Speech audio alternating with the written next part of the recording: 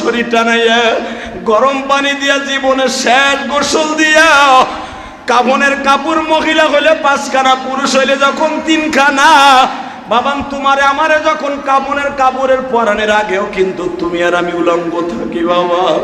নবী আমার বলেন ওই উলঙ্গ বডিটারে কাফনের মধ্যে যখন ঢুকায় দিবে তখন ওই লোকটা বলতে থাকে, এত দামি দামি পাঞ্জাবি আমার শোকেসের মধ্যে, তাকের মধ্যে, বাবা আমার পাঞ্জাবিটাও আমার সাথে দিলি না।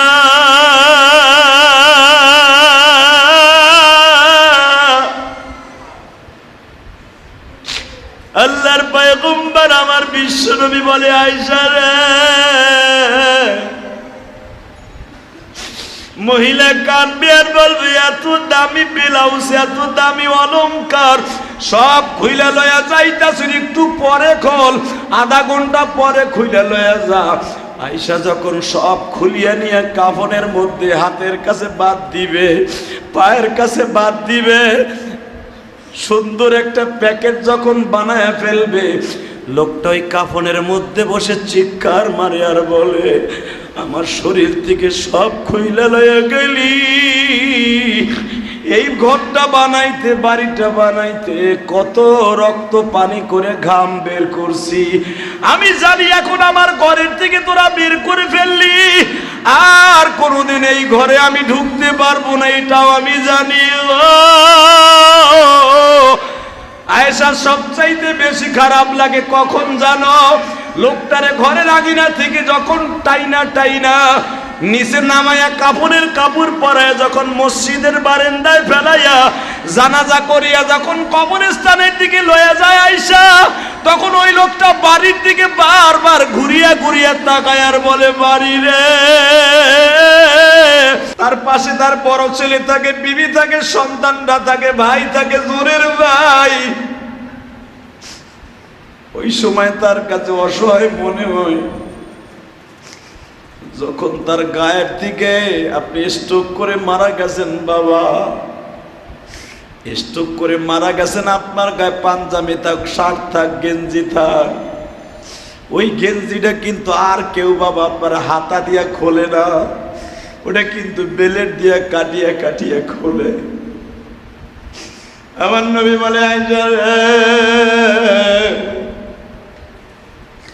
লোকটা তখন অসহায়। জিবরাইল আমারে নিজে বলছে, টাকা পয়সা আজ নাই কাল থাকবে, ব্যবসা আজকে নাই কালকে থাকবে, কিন্তু আয়েশা যখন পরাণ পাখি চলিয়া যায় রে আয়েশা, তার গায়ের থেকে যখন বেলের দিয়া কাটিয়া কাটিয়া হাতা কাটে, বুতাম গুলা কাটে, আয়েশা তার শরীরের পাঞ্জাবি জামা শার্টটা যখন খুলিয়া, প্যান্টটা খুলিয়া, কাটিয়া যখন খুলিয়া ফেলে রে আয়েশা, ওই লোকটা সব দেখতে পায়, বুঝতে পারে, কিন্তু বলতে পারে না। তখন ওই লোকটা কাঁদে আর বলে, বাবা রে, এই বাড়িটা করতে আমার অনেক কষ্ট হয়েছে, এই শার্টটা কিনতে, পাঞ্জাবিটা কিনতে আমার অনেক কষ্ট হয়েছে, এত তাড়াতাড়ি তোরা আমার শার্টটা খুলে নিয়ে যাইস না রে।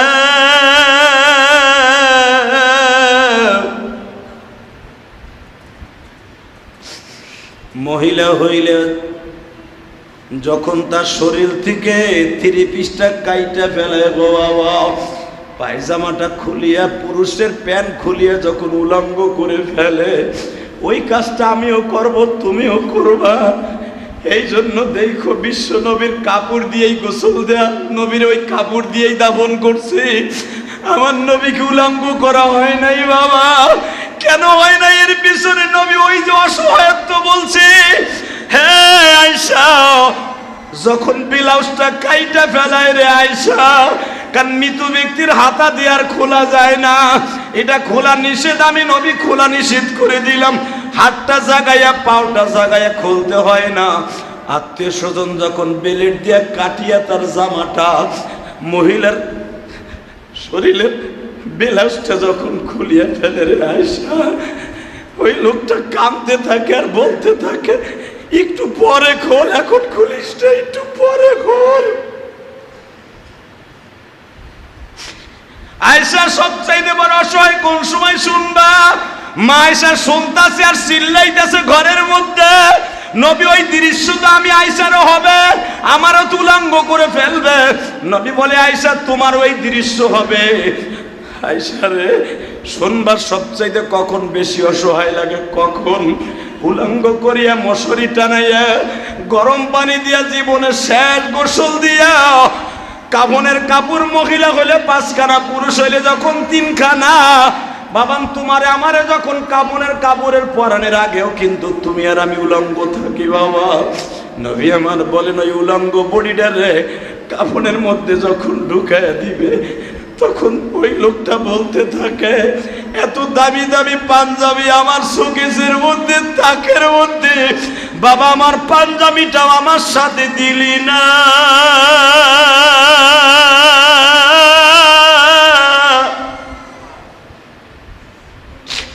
আল্লাহর পয়গম্বর আমার বিশ্বনবী বলে আয়েশা রে, মহিলা কাঁদবে আর বলবে এত দামি ব্লাউজ, এত দামি অলংকার সব খুইলা লয়া যাইতাছেন, একটু পরে খোল, আধা ঘন্টা পরে খুইলা লয়া যা। আয়েশা যখন সব খুলিয়া নিয়ে কাফনের মধ্যে হাতের কাছে বাদ দিবে, পায়ের কাছে বাদ দিবে, সুন্দর একটা প্যাকেট যখন বানায় ফেলবে, লোকটা ওই কাফনের মধ্যে বসে চিৎকার মারে আর বলে আমার শরীর থেকে সব খুইলা লইয়া গেলি। এই ঘরটা বানাইতে, বাড়িটা বানাইতে কত রক্ত পানি করে ঘাম বের করছি, আমি জানি এখন আমার ঘরের থেকে তোরা বের করে ফেললি, আর কোনোদিন এই ঘরে আমি ঢুকতে পারবো না, এটাও আমি জানি। আয়েশা সবচাইতে বেশি খারাপ লাগে কখন জানো? লোকটারে ঘরের আগিনা থেকে যখন টাইনা নিচে নামায়া কাফনের কাপড় পরায় যখন মসজিদের বারান্দায় ফেলাইয়া জানাজা করিয়া যখন কবরস্থানের দিকে লয়া যায় আয়েশা, তখন ওই লোকটা বাড়ির দিকে বারবার ঘুরিয়া ঘুরিয়া তাকায় আর বলে বাড়ি রে, কার লাগিয়া করছি আমি এত সুন্দর ঘর, সেই ঘর সাইরা দিলা আমায় আজীবনের পর। কত সুন্দর নারী আমার, কত সুন্দর বাড়ি, সব ছাড়িয়া চলে যাব কবরের বাড়ি। আয়েশা 4 জনে লয়া যখন কবরস্থানে নামাই থুইয়া আসবে, ওই লোকটা এত জোরে জোরে চিল্লায় আর বলে বাবা তোরে কলেজে পড়াইতে যাইয়া বহুত কষ্ট করছি, তোরে বিয়া দিতে যাইয়া মা বহুত কষ্ট করছি, তোর জামাই খুঁজতে যেয়ে কত কষ্ট করছি, বাবা তুই আমার 4 নাম্বার পোলা, তোরে লেখাপড়া করাইতে বহুত কষ্ট করছি, তোরে কন্ট্রাক্টর বানাইতে বহুত কষ্ট করছি, তোর ইঞ্জিনিয়ার বানাইতে বহুত কষ্ট করছি, মাথার কাম পায়ে ফেলাইয়া তোরে এত শিক্ষিত করছি, বাবা তুই আমারে ফেলাই তুই যাইস না, আমি একা ঘরে থাকতে পারবো না। আয়েশা ওই লোকটার মতো অসহায় আর কেউ নাই। আমি আপনাদের বলবো ওই অসহায়ত্ব জীবন আসার আগে একটা জিনিস সাথে যেটা যাবে সেটা ইমান, আমল। আমল ইমানকে ঠিক করে কবরে যাওয়ার তৌফিক আল্লাহ দান করুন। আমিন।